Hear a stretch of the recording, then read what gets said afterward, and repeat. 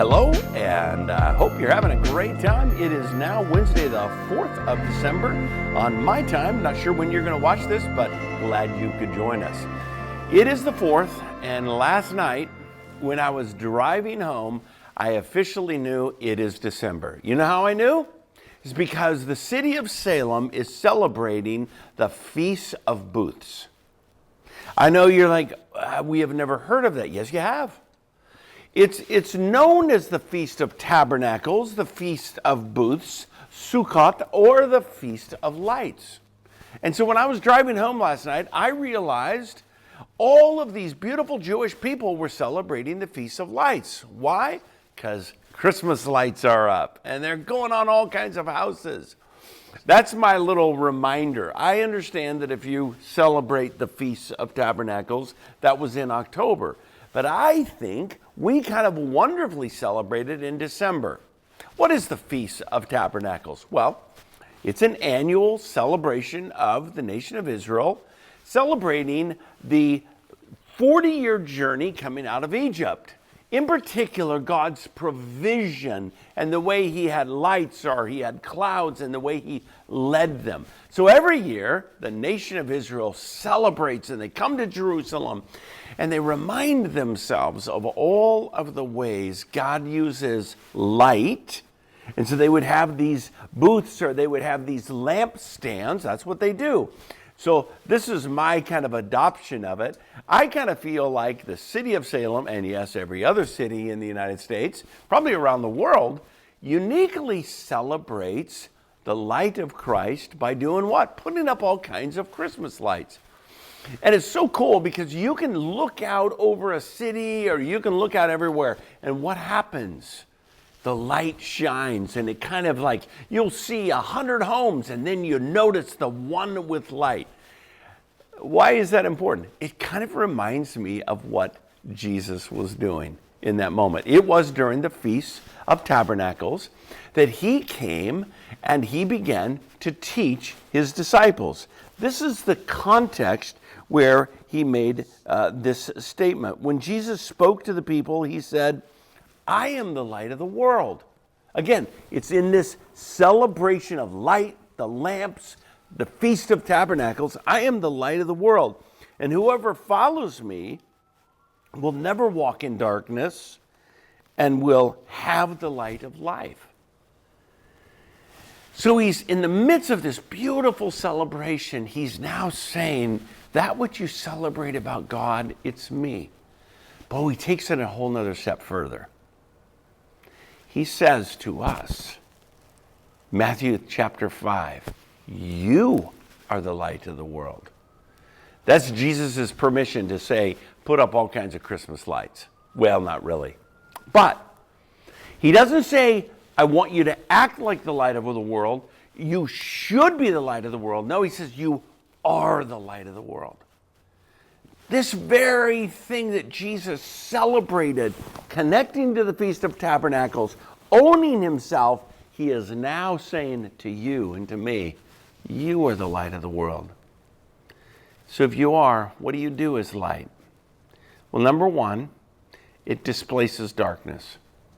Darkness is kind of a metaphor in all of the New Testament for what? Sin. And it's so true when you look out, go up, drive over to West Salem, go to South Salem, go somewhere where you're up on a rise and look out and notice, what do you notice at night? What do you notice during this month? You notice the houses with light.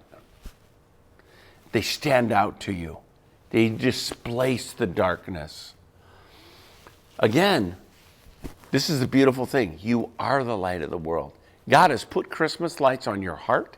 He has put Christmas lights on your life, on your face, and he says, you're going to stand out.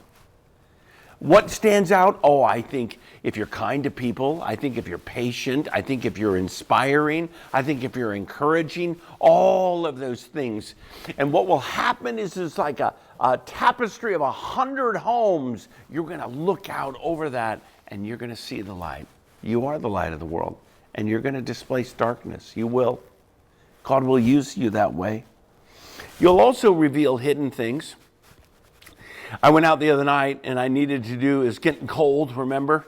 And I needed to make sure all of my hoses were undone from the faucets. Didn't want to freeze, didn't want to have to call a plumber. Well, what happens when you walk outside in the dark, you hit every rock that you put there. You run into a tree, you trip over something. And so what do? You take a light, because that reveals the path, which prevents you from tripping. It prevents you from running into the edge of the house. It prevents you from running into a tree. It reveals hidden things. It helps you see them. You're going to do that for people. You're not only going to displace darkness, but you're going to reveal things. You're going to reveal traps. You're going to reveal pathways of opportunity. You're going to reveal all kinds of things. Why? Because Jesus said, you're the light. You're the tabernacle for this city. And you're going to shine this light, and you're going to do that all month long, and it doesn't stop in January and February. You're still light. And I want you to be reminded every time you go see these Christmas lights and they pop off to you and they stand out to you and they're beautiful, that's your life. It is. There's a sense of which every day you and I get to live out the Feast of Tabernacles, the Feast of Booths, the celebration of light. You display darkness. You displace it. You reveal hidden things. And finally, you provide direction. That's what the light did. That's what they were celebrating, is that God, you provided direction for people out of Egypt. Christ says, I am the light of the world. And if you trust me and you follow me, you will never walk in darkness, he says, but you will have the light of life. And then he says, my friends, you are that light. I'm going to set you up on a hill. And he's going to set our church up on a hill, and he's going to set you up on a hill, and he's going to turn the light on of your life. And people are going to watch you, and you're going to give them hope. And you're going to reveal direction, and you're going to reveal purpose. So this this month, I want us all to celebrate the Feast of Tabernacles. This celebration of God who uses our life through the power of Christ to displace darkness, to reveal the hidden things of this world, and to show the path.